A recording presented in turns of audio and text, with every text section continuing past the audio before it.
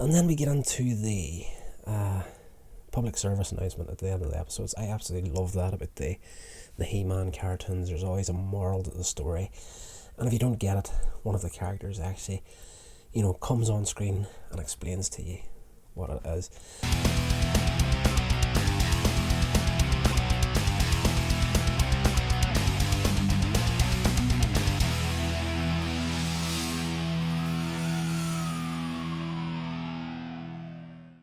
Hey legends, welcome along to the channel. This is Coins Age Media, and I am Rodney Stewart, your host. This is Here's Rodder's Reviews, and we're getting into another episode of He-Man and the Masters of the Universe. This is Dawn of Dragoon.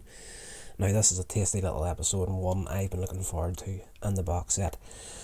I remember this series from childhood, but this is the first time I've actually sat down to watch it properly since, gosh, what was it, 1983? This was originally aired. And yes, Orko is the main focus of this episode. And we finally get to see his home planet of Trolla on this episode. And at the beginning of it, he is trying to get Man-at-Arms to fix a little magical pyramid that he's created. The three sides of the pyramid are supposed to, make different items, but it's not working. Two of the sides don't work, and Man-at-Arms gets blasted in the face by mud from one side and then blasted in the face by water from the other side. And Orko has told him that the third side produces fruit, and Man-at-Arms is like, he turns the pyramid to Orko, right, you open this side, and Orko opens it, and the fruit appears, and Orko tells him, this is the side that was actually working, this wasn't broken, the other two were. And yes, it's just to illustrate the fact that throughout this series, in Eternia, Orko is kind of like the court magician of the palace, and his magic very, very rarely works. And he tells Man-at-Arms, Teela, and Prince Adam that, on his own planet of Trolla, he was known as Orko the Great, and that he was one of the most powerful magicians on the planet, and nobody really believes him. And then he's juggling with these asteroid fragments and drops them in the pyramid. It disappears and reappears, and another one of Orko's race appears from the little pyramid. I'm just looking for the name of that little character because I can't actually recall it. Dree Elle. Sorry, Dree Elle. I should have had that before we started recording. She appears and recognises Orko as Orko the Great. Everybody on our planet recognises you, knows you, you're one of the best, the greatest magicians in the history of our people. And she tells him that they are the reason she appeared when the pyramid came back was because she tried to hide on it from a creature called Dragoon, who is like half man, half dragon, that breathes fire, that is tormenting their home planet of Trolla. And Orko decides, okay, I'm going to go back and help you out. And he jumps into the pyramid, and He-Man, He-Man, Prince Adam, and Man-at-Arms is like, we want to come and help you. It's going to be dangerous. And Orko's like, you'll not fit inside this pyramid. And don't worry, I can handle it. And off he goes. So Man-at-Arms and Prince Adam are like, we know what we're going to do. But they have to keep it from Teela. Teela does not know that Prince Adam is indeed He-Man. So off Adam goes to see the sorceress, and he changes into He-Man outside the Castle Grayskull, and she helps him out by giving him a portal to Trolla. The problem is the portal is too small for him to get through. It's kind of designed for the size of the people that live there. Orko's a small little creature, and she gives him this little ball of energy, basically, that can transform him in size. So he'll be small enough to get through the portal. She's like, squeeze it, you'll become small, let go of it, and you'll grow big again.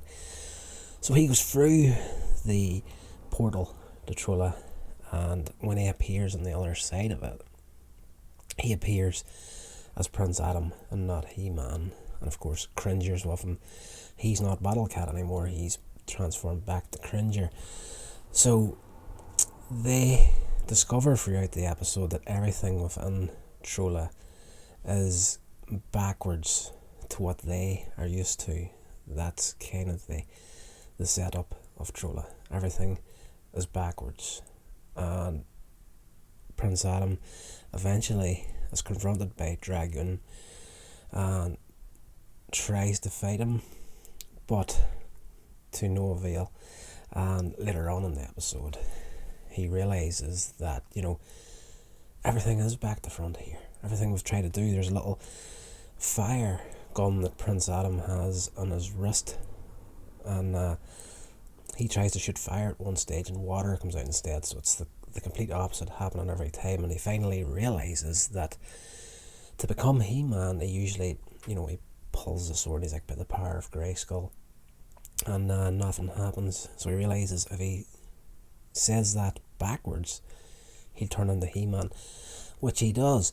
We do discover that Dragoon is on Trolla because of Skeletor, and he's there to kind of suck the magical energy out of the Trollans and transfer that back to Skeletor. Skeletor does not turn up in this episode whatsoever.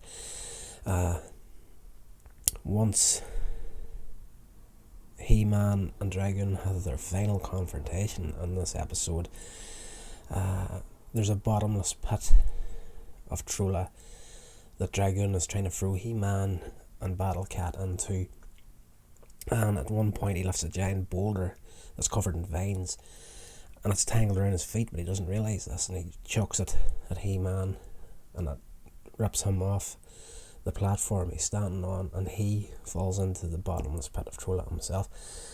But he gets caught on a ledge, and He-Man decides, I'm going to go and save Dragoon, and him and Battle Cat get him pulled back to the surface. And Dragoon is like, I really don't understand what just happened here. And I wouldn't have helped one of my enemies. I would have let them fall. And He-Man is like, you know what, you might be my enemy, but you're not my enemy. And Dragoon has a bit of a change of heart at the end of the episode. He's, maybe helping people is the best thing to do after all. And He-Man is like, you've got a lot of hard choices ahead of you, and if you make the wrong conclusion, I'll be back to stop you again. Towards the end of the episode, Dree Elle and a lot of the other Trollans, they've been kidnapped by Dragoon, and he's drained their energy. They're all sleeping, knocked out, and Orko has to use his magic to bring them back. And we discover that, the character of Orko, you never actually ever see his face in this series. And Battle Cat is worried that they're not going to make it back through the portal in time, because back on Eternia, once the moon rises, that the portal closes, they're going to be stuck on Trolla. And He-Man is like, Orko has to sort this out before we can leave. It should be okay, we'll get there, don't worry about it. And I think he wants to show Dree Elle his face, and it's a tradition among our people that if they meet someone, fall in love, it's kind of like getting engaged, more or less is the way He-Man describes it. So we do actually get to see this happening, but as a viewer you don't actually get to see Orko's face. As he shows his face to Dree Elle, like the camera's kind of looking at her, you see the shadow in the wall of Orko lifting his hat off, and then it goes vice versa. We see Orko on a shadow of Dree Elle. She takes her hooded mask thing off, and Orko's like, you're absolutely beautiful, I'll be back at some point. So that's one of those little things within the series that you're always kind of curious about, but you never actually get to find out properly. And yes, by the end of the episode, they get through the portal in the nick of time. Back at Castle Grayskull, the sorceress and man-at-arms are waiting for them, and He-Man is like, you know what, Orko's magic saved the day. And, you know, Man at Arms is like, Orko, you're a very talented magician, don't let anybody tell you any different, not even me. So Orko and him kind of hug it out at the end of the episode. Nice little happy ending as usual. And then we get into the public service announcement at the end of the episodes. I absolutely love that about the He-Man cartoons. There's always a moral to the story, and if you don't get it, one of the characters actually, you know, comes on screen and explains to you what it is. And it's He-Man this time, and he's talking about, you know, as you're growing up, you have to make choices and decisions, and as you get older you make more of them yourself, but whenever you're younger, your parents and whatnot make the decisions for you. And, you know, if you're stuck and don't know what is the right decision to make, it's always good to talk to someone about the decisions. And, you know, a problem shared is a problem halved, sort of a thing. So an incredibly good little episode. I really did enjoy this one.